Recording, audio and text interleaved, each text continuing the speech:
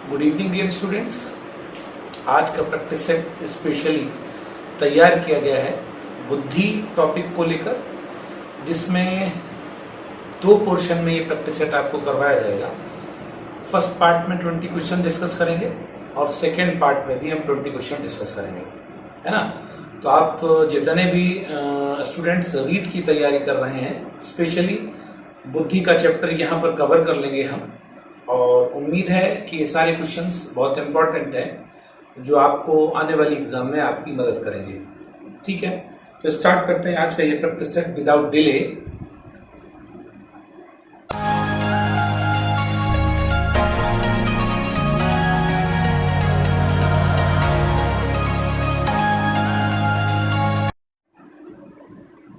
बुद्धि special.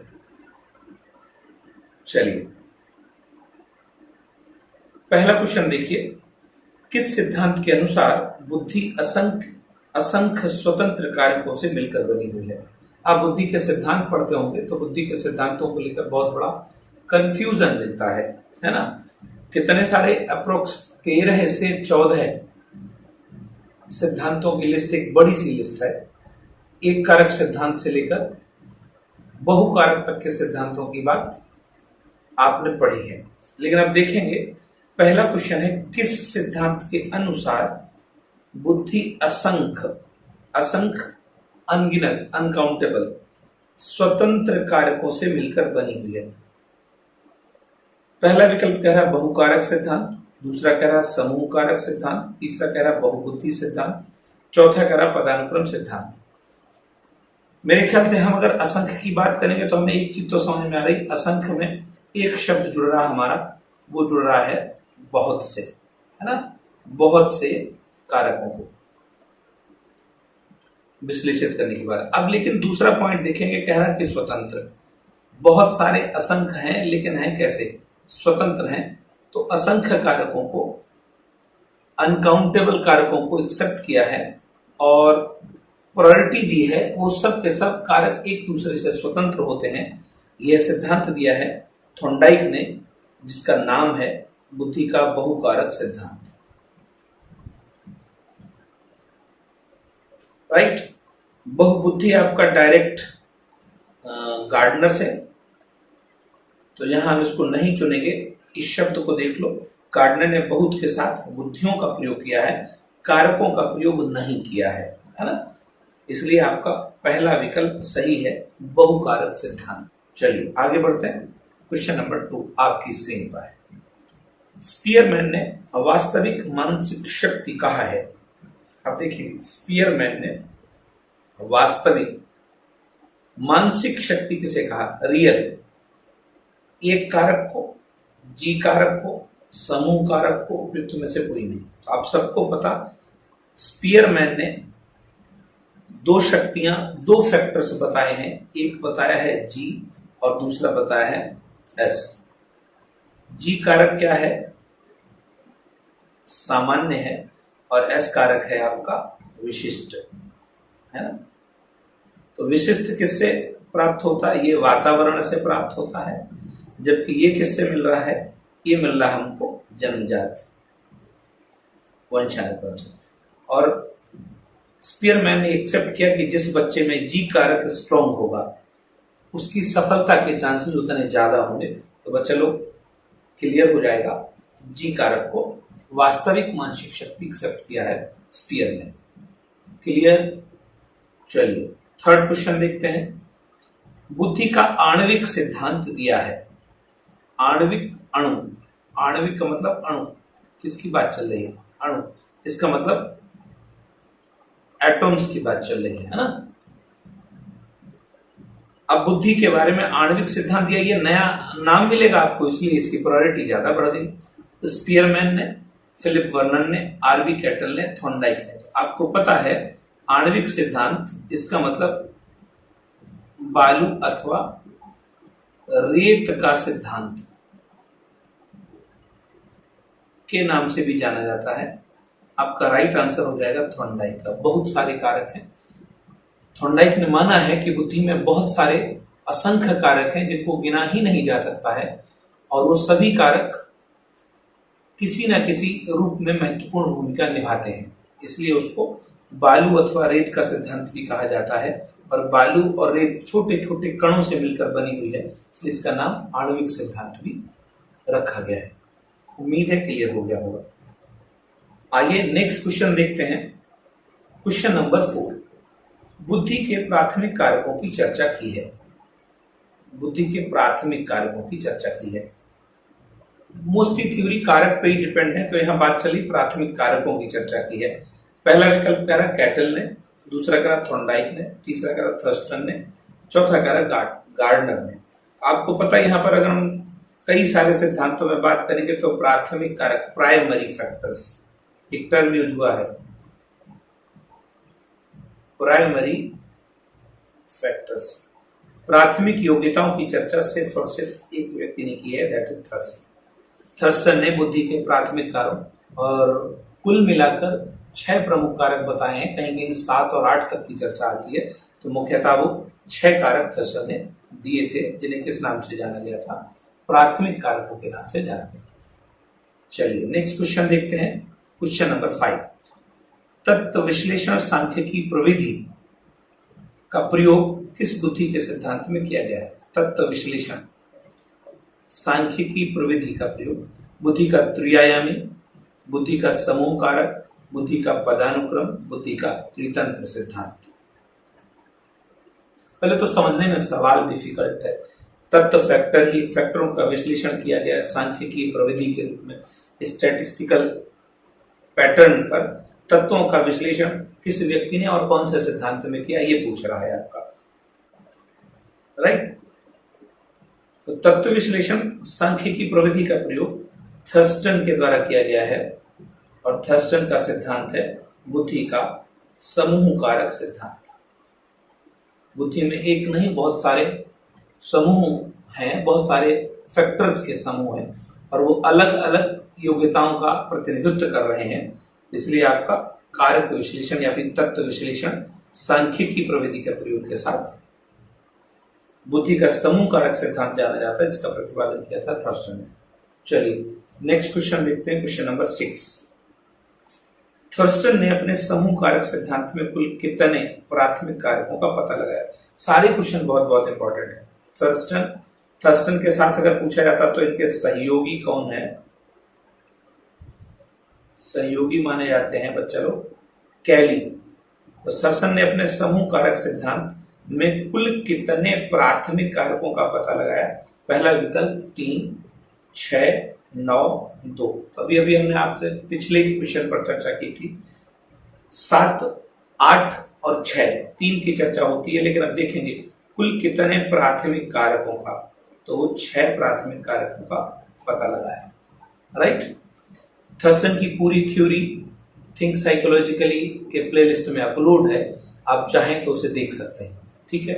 Exam में जाने से पहले एक बार उसको जरूर देख लीजिएगा, थर्स्टन का समूह कारक सिद्धांत। आइए नेक्स्ट क्वेश्चन देखते हैं। थर्स्टन ने अपने सिद्धांत में डैश के अतिरिक्त मानसिक योग्यता का जिक्र किया है, यानी कह सकते हो जो 6 मानसिक योग्यताएं बताई गई हैं उनमें से कौन सी मानसिक योग्यता है जिसका जिक्र नहीं किया है के अतिरिक्त, राइट। तो पहली आ रही आंकिक, दूसरी आ रही शाब्दिक, तीसरी आ रही सांगीतिक, चौथी आ रही स्मृति। तो आपको पता आंकिक का प्रयोग किया है, शाब्दिक का प्रयोग किया है, स्मृति का किया है, सांगीतिक का प्रयोग नहीं किया है, और हमारा आंसर तीसरा हो जाएगा। इसका प्रयोग किसने किया है? इसका प्रयोग किया है गार्डनर ने।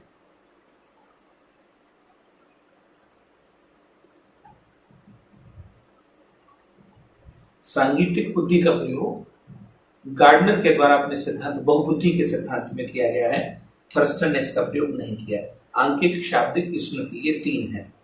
चलिए नेक्स्ट क्वेश्चन देखते हैं। क्वेश्चन नंबर 8, बुद्धि के संरचना सिद्धांत के प्रतिपादक हैं। संरचना सिद्धांत, बुद्धि का स्ट्रक्चर किसने बताया था? Cattell, Thurstone, Guilford, Gardner. तो बुद्धि का संरचना सिद्धांत एक ही माना जाता है बच्चा लोग, वो है त्रि-आयामी, 3 डायमेंशनल थ्योरी। या फिर इसे ही बोला जाता है मैच बॉक्स का सिद्धांत। तो बुद्धि की संरचना, एक स्ट्रक्चर बनाया गया है, वो किस आधार पर बनाया गया आप सबको पता है। ये स्ट्रक्चर लगभग बताया गया जिसमें 3 पक्ष दिए गए, 3 डायमेंशन दिए गए हैं। पहला कौन सा है? पहला है विषय वस्तु, दूसरा है संक्रिया और तीसरा है उत्पाद, है ना, कंटेंट्स, ऑपरेशंस एंड प्रोडक्शन।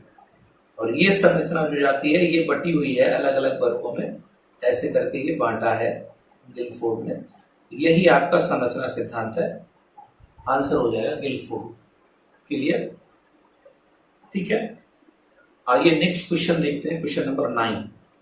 नवीन ढंग से सोचने का ढंग है, नए ढंग से सोचना, न्यू पैटर्न ऑफ थिंकिंग। सोचना क्या है? थिंकिंग है। अब कह रहा नवीन ढंग से सोचने का ढंग क्या है। ए कह रहा गैर परंपरागत, बी कह रहा, दूसरा कह रहा परंपरागत, तीसरा कह रहा नियतार्थ, चौथा कह रहा व्यवहारिक। तो आपको पता है जो पुराना ढंग होता है, मुझे यहां पर थोड़ा सा अपोज करना पड़ेगा। पुराना, ये नवीन की बात चल रही है, ओल्ड। पुराना ढंग अगर पूछा जाता है तो पुराना ढंग हमेशा होता है बच्चा परंपरागत, जिसमें हम जो पहले सोचा जा रहा उसी अनुसार सोचते हुए चले जा रहे हैं। अब पुराने ढंग पे तो कुछ नहीं रहा, पूछ रहा नए ढंग, तो नया ढंग इसका अपोजिट करिए आप, ए हो जाएगा गैर परंपरागत। और गैर परंपरागत ही आपका किससे जुड़ा हुआ है बच्चा? ये संबंधित होता है किससे? सृजनात्मकता से, राइट। इसलिए आप समझ पाएंगे नया ढंग सोचना और पुराना ढंग सोचना। तो पुराना ढंग सोचने का है वो परंपरागत है, इसका मतलब वो अभिसारी पैटर्न पर है। और जो नवीन ढंग है वो कौन सा है? Out of the box. पुराना वाला कैसा होगा? क्लोज बॉक्स, बंद डिब्बा। ठीक है, क्लियर हो गया होगा। आइए नेक्स्ट क्वेश्चन देखते हैं, क्वेश्चन नंबर 10। सृजनशीलता इंगित करता है, अब फिर वहीं पहुंच रहे हैं, सृजनशीलता कौन सा चिंतन इंगित करता है? परंपरागत चिंतन, अपरंपरागत चिंतन, दोनों कोई नहीं। तो आपको पता सृजनशीलता अपरंपरागत, गैर परंपरागत, यही आपका है गैर परंपरा। और गैर परंपरागत को ही क्या कहा गया? नवीन ढंग से सोचने का चिंतन, आपका अपरंपरागत। ठीक है, अपसारी चिंतन, यही आपका बन जाता है अपसारी चिंतन। ठीक है, गैर परंपरागत चिंतन। उम्मीद है क्लियर हुआ होगा। वेरी शॉर्ट में हम बहुत महत्वपूर्ण सवालों को लेकर चल रहे हैं।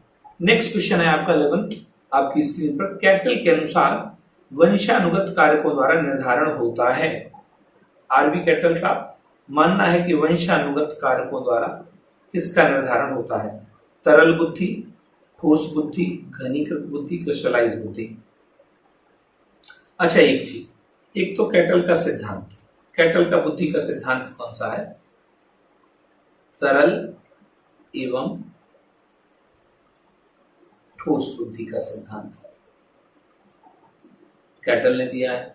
अब जब पूछते इसके तुलनात्मक अध्ययन में तरल और ठोस बुद्धि, स्पीयरमैन के किन किन कारकों को तरल बराबर लगाया गया है जी और ठोस लगाया गया है एस के बराबर, राइट। अब देखेंगे इसके फॉर्म के अनुसार, अगर हम तरल को बात करेंगे तो ये लिक्विड हो जाएगा, लेकिन ठोस के पैटर्न पर 2 नाम और लगा दिए। ठोस को ही क्या कहा गया है? घनीकृत कहा गया है, और ठोस को ही को घनीकृत, क्रिस्टलाइज भी कह दिया गया है ना। तो इसका मतलब ठोस बुद्धि गलत हो गया, घनीकृत गलत हो गया, क्रिस्टलाइज गलत हो गया। ये 3 एक हैं। जब 3 एक हैं तो जरूरत ही नहीं थी, इसलिए फर्स्ट आपका सही हो जाएगा कैटल के अनुसार वंशानुगत कारकों द्वारा। और वंशानुगत कारकों द्वारा स्पीयरमैन का जी था। यहाँ एक सवाल और बनता है कि कैटल का तरल एवं ठोस बुद्धि सिद्धांत किसके सिद्धांत के समानांतर है? तो स्पीयरमैन के द्विकारक सिद्धांत के समान है, जी और एस कारक। जी कौन सा है? वंशानुगत। तो देखेंगे जी जब वंशानुगत था तो तरल किसके अनुसार हो जाएगा? वंशानुगत हो जाएगा। आई होप क्लियर हुआ होगा। चलिए नेक्स्ट क्वेश्चन, क्वेश्चन नंबर 12। बुद्धि का कारकीय सिद्धांत नहीं है। ज्यादातर बुद्धि के सिद्धांतों में कारकों की चर्चा हुई है, कारकों, कारक विश्लेषण, लेकिन वो कौन सा सिद्धांत है इसमें कारक की चर्चा नहीं हुई है, कारक सिद्धांत नहीं हुई है? एक कह रहा तरल ठोस बुद्धि का सिद्धांत, दूसरा कह रहा बहुबुद्धि का सिद्धांत, तीसरा कह रहा बुद्धि का पदानुक्रम सिद्धांत, चौथा कह रहा बुद्धि का त्रितंत्र सिद्धांत। कारकीय सिद्धांत की बात पूछी जा रही तो तरल ठोस कारक पर है, क्योंकि स्पीयरमैन के कारक था, दो कारक हो गए, एक तरल हुआ, दूसरा कौन हुआ? ठोस हुआ, तरल और ठोस हो गया। बहुबुद्धि में आपके कारक ही हैं, 9 प्रकार तक की बुद्धियां, मतलब कह सकते हो 7 और 8 और 9 बहुबुद्धि में दिया प्रकार की बुद्धियां बताई। बुद्धि के पदानुक्रम में हायरार्किकल पैटर्न, बुद्धि की संरचना वृक्ष के समान बताई गई पदानुक्रम में। जी फैक्टराइजेशन है, फिर उसके सब विषय होते हुए आगे बढ़ता है। बुद्धि का त्रितंत्र, 3 डायमेंशनल सिद्धांत, ये किसका? गिलफोर्ड का है, अभी अभी बताएगा। इसकी संरचना है, ये कारक नहीं है, कारक सिद्धांत नहीं है, तो आपका 4th हो जाएगा बुद्धि का त्रितंत्र सिद्धांत। ये कैसा है? संरचनात्मक है, पीछे वाले में पढ़ चुके हो, इसलिए कारक नहीं माना जाता है। क्लियर? चलिए बढ़ते हैं नेक्स्ट क्वेश्चन पर, क्वेश्चन नंबर 13।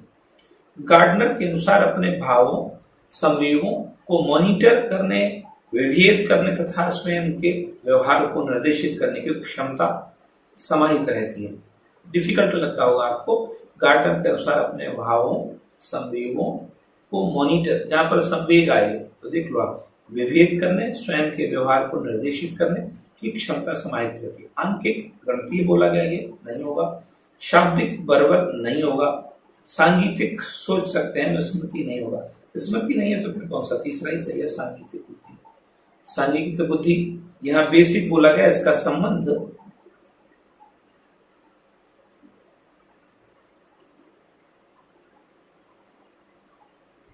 भावनाओं के एक्सप्रेशन से है ना? तो आगे आप भाव आ गए, संवेग आ गए। आपको पता है संगीत बुद्धि में व्यक्ति की भावनाएं, है ना, इमोशंस छिपे होते हैं गीतों में, संगीतों में। तो आपका कौन सा हो जाएगा? सांगीतिक हो जाएगा 13th क्वेश्चन नंबर पर। ओके, बढ़ते हैं नेक्स्ट क्वेश्चन की ओर, क्वेश्चन नंबर 14। बुद्धि का त्रितंत्र सिद्धांत प्रतिपादित किया है। अब देखेंगे आपको बुद्धि का त्रितंत्र और त्रिआयामी 2 शब्द हैं, एक है त्रितंत्र और दूसरा है त्रिआयामी। तो त्रिआयामी जब जाएगा तो किसका आएगा? गिलफोर्ड का आएगा। और त्रितंत्र पे चर्चा करेंगे तो ट्रायआर्क होता है ये किसका होगा? ये स्टैनबर्ग का होगा। और ये स्टैनवर्ड नहीं, स्टैनबर्ग होगा, राइट? थर्ड स्टैनबर्ग। अब अगर पूछा जाता है स्टैनबर्ग ने बुद्धि के 3 तंत्र कौन कौन से बताए हैं, ट्रायआर्क कौन से बताए, तो 3 आता है। पहला विश्लेषणात्मक, है ना, दूसरा आता है सृजनात्मक, और तीसरा आता है व्यवहारिक। विश्लेषणात्मक एनालिटिक है, इसको एक और नाम दिया गया है, इसी को कहा है स्टैनबर्ग ने घटकीय बुद्धि। याद रखना, डायरेक्ट पूछा जा सकता है कि स्टैनबर्ग ने बुद्धि के कितने प्रकार बताए हैं, तो 3 बताए हैं। विश्लेषणात्मक बुद्धि किसी बड़ी समस्या के समाधान में इसका प्रयोग होता है, बड़ी समस्या को उसके छोटे छोटे टुकड़ों में बांटकर उसका समाधान किया जाता है। सृजनात्मक कौन सी है? सृजनात्मक में नई समस्याओं के समाधान की बात होती है। और व्यवहारिक बुद्धि कौन सी है? जिसमें हम वातावरण को अपने अनुसार या फिर अपने आप को वातावरण के अनुसार ढालने की कोशिश करते हैं। तो ये 3 हैं, यही आपका बन जाता है त्रितंत्र स्टैनबर्ग का।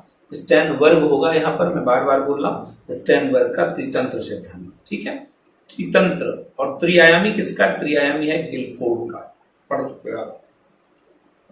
उम्मीद है क्लियर हो चुका होगा। आइए बढ़ते हैं नेक्स्ट क्वेश्चन पर। क्वेश्चन नंबर 15, स्टेनबर्ग ने बुद्धि के कितने प्रकार बताए? अभी पीछे हमने चर्चा कर ली, स्टेनबर्ग ने बुद्धि के कितने प्रकार बताए हैं। तो बच्चा लोग विदाउट डिले 3 है। कौन कौन से? विश्लेषणात्मक, सृजनात्मक और व्यवहारिक। बढ़ते हैं नेक्स्ट क्वेश्चन पर। क्वेश्चन नंबर 16, बुद्धि का कौन सा प्रकार स्टेनबर्ग ने नहीं दिया? अब देखेंगे यहाँ पर बुद्धि का कौन सा प्रकार स्टेनबर्ग ने नहीं दिया। घटकीय, इसका मतलब विश्लेषणात्मक दिया है, राइट। संदर्भात्मक और अनुभवजन्य, वो वही तीनों नाम है जहां संदर्भ की बात आती है। इसका मतलब ये बात चल रही है आपकी सृजनात्मक से और अनुभवजन्य चल रही व्यवहारिक से।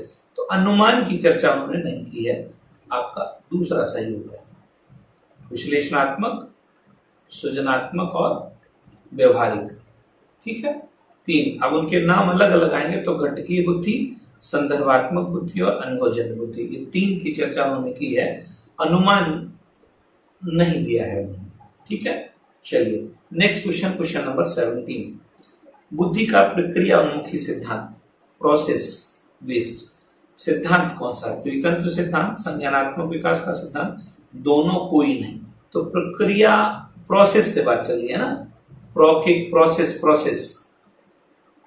बुद्धि का प्रक्रिया उन्मुखी सिद्धांत प्रोसेस से चर्चा कर रहा है कि प्रोसेसेबल कौन सा है। तो त्रितंत्र और संज्ञानात्मक, तीसरा आपका दोनों सही हो जाएगा। बुद्धि का प्रक्रिया उन्मुखी सिद्धांत है त्रितंत्र बुद्धि का सिद्धांत और संज्ञानात्मक विकास का सिद्धांत। तो ये जब संज्ञानात्मक विकास की बात करेंगे तो ये यहाँ पर कनेक्ट होगा पियाजे से, और ये किससे होगा? ये होगा स्टेनबर्ग से। ठीक है, इन दोनों के सिद्धांतों को बुद्धि का प्रक्रिया उन्मुखी सिद्धांत माना जाता है। ठीक है, आगे नेक्स्ट क्वेश्चन देखते हैं। क्वेश्चन नंबर 18, बुद्धि का पास अलोंग परीक्षण कौन से टाइप का? पास अलोंग परीक्षण बुद्धि का एक डैश परीक्षण है। किस टाइप का परीक्षण?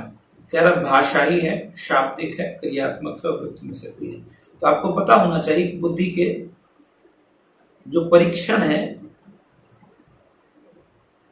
उनकी कैटेगरी मोस्टली 2 प्रकार से पहले बांटी गई है, जिसमें पहले आता है आपका व्यक्तिगत परीक्षण, दूसरा कौन सा आता है?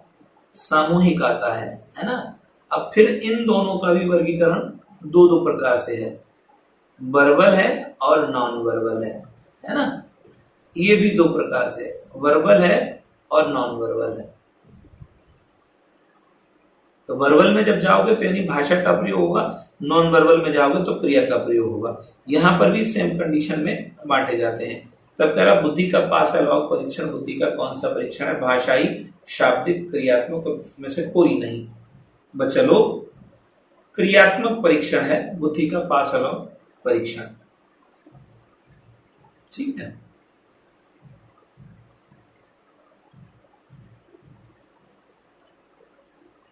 और अगर इसमें हम जानने की कोशिश करेंगे, क्रियात्मक परीक्षण है, ये नॉन वर्बल है, क्रियात्मक है, और खास तौर से ये व्यक्तिगत परीक्षण है।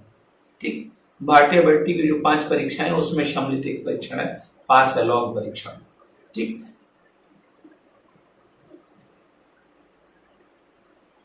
भाटिया